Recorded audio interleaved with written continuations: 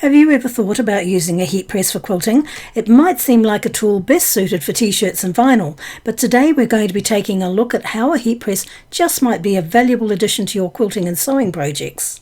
Now in front of us is the xTool all-in-one kit, which features 3 different tools. The first is the Smart Press platform. Now this is designed to swing away for easy positioning of your fabric or material. And once your item is in place, you can pull down the handle to apply even pressure across your project. Next is the Smart Press itself, which is one of the standout features of this system. It detaches easily from the platform, allowing for manual use, which gives you added control and flexibility for different types of projects. And finally, there's the Mini Press, something I've wanted for a long time, so I'm excited to finally have one. It's perfect for smaller or detailed tasks like adding labels, pressing seams on quilt blocks, or working on intricate applique designs. So let's take a look and see what we can do with a heat press when it comes to quilting and sewing, and I'll give you my final thoughts at the end of the video. I'm going to start with some regular quilting cotton, and this is a fat quarter. I like to give my fabrics a press before I start cutting, so let's see how well this heat press goes. Now I did a bit of a Google search to find out the best temperature for cotton, and the consensus was somewhere between 350 to 400 degrees Fahrenheit. So I decided to go with 400. So to set the temperature, you just need to turn on the controller and turn the first dial to the temperature you desire, and then you can also set the timer for a specific setting, and I'm going to set that to 10 seconds. So I'm going to try using the platform first, and I can adjust the amount of pressure by turning the knob on the top of the platform. I'm going to set it to heavy pressure. Not sure why really, but I feel like it might give a better result. I'm also going to test this both with and without spray starch to see how it goes. So let's start with no spray starch, and all I have to do is lay the fat quarter on the heat mat and then bring the heat press back around and pull the lever down. And then I just have to press the button on the controller to start the countdown. Now once the countdown reaches 0, it'll let you know with a beeping sound, so that at that point I just need to lift the lever. And for our first attempt, I think that came out pretty good, but I just want to test it now using a bit of spray starch.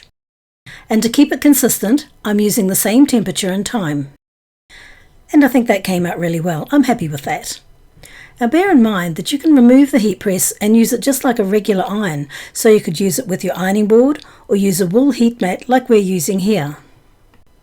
Now I'm going to see how it goes with pressing quilt blocks. So I've created some simple half square triangles, and I'm going to press them first just to set the seam. And this is quick to do because we can do them all in one go. Now I'll just finger press these open and place them back onto the heat press, and I'm keeping the settings at 400 degrees Fahrenheit and 10 seconds. Now these came out okay, and I did turn them over to press them on the other side to see if I could get a better result. Overall I think it did a good job, but I'd like to see those seams flatter. Maybe if I apply more pressure that would help, but I feel I would probably get a better result just using my iron. Now if you had a lot of smaller blocks, then this just might be a time saver, but for me I think I'll stick to my iron for pressing quilt blocks for now. Now let's get in and see how well it does for applique. So I have some Wanda applique adhesive here, and the packet tells me that I need to use a wool setting for about 10 to 15 seconds. Now since a wool setting could mean anything depending on your iron, I decided to do a search, and the consensus was to use a temperature of between 300 to 320 Fahrenheit, so we went with 300. Now I'm using some scrap fabric here, and since it has been sitting in my scrap bin, it was quite wrinkled, so I gave them all a press first using the heat press. And I love how you can press multiple pieces at once.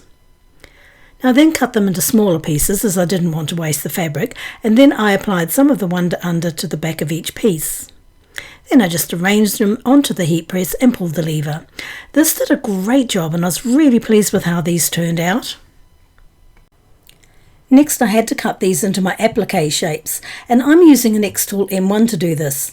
You of course can use a Cricut or a Scan and Cut or any other cutting machine, but I do like the M1, as not only can you cut using a blade, but you can also use it as a laser machine for cutting or engraving on wood, acrylic, leather, MDF and so much more. I'll put a link to it in the description field below. I was really pleased with how these cut.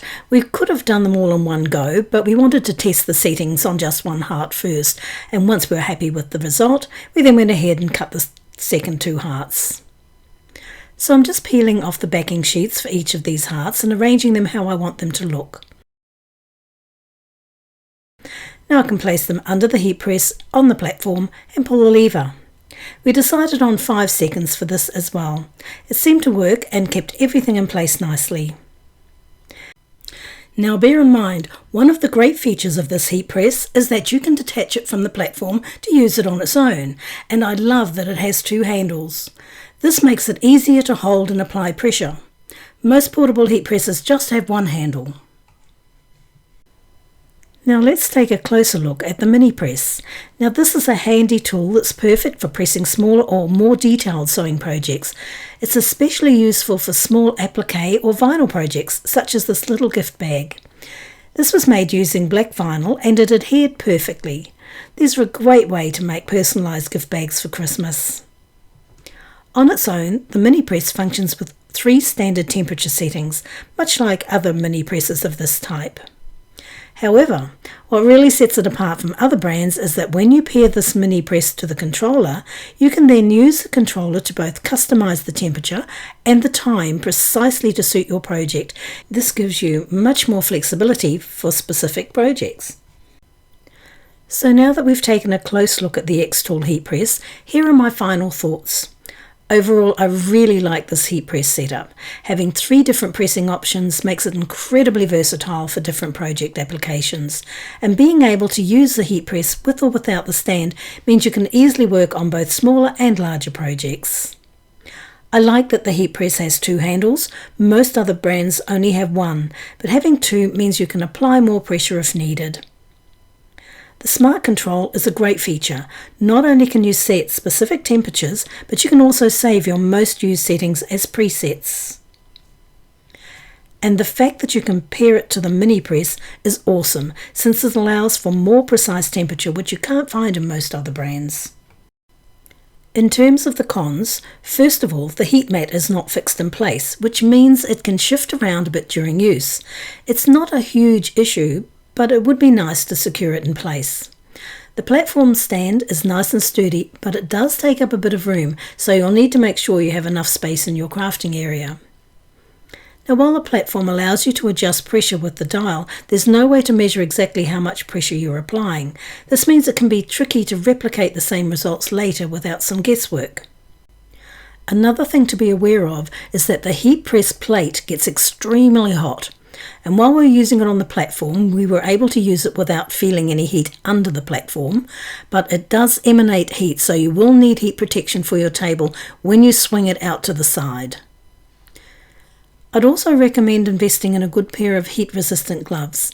Both the plate and your fabric can get very hot, and the gloves can help to keep you safe while working on detailed projects. So these are my thoughts. Let me know what you think in the comments below, and thank you for watching.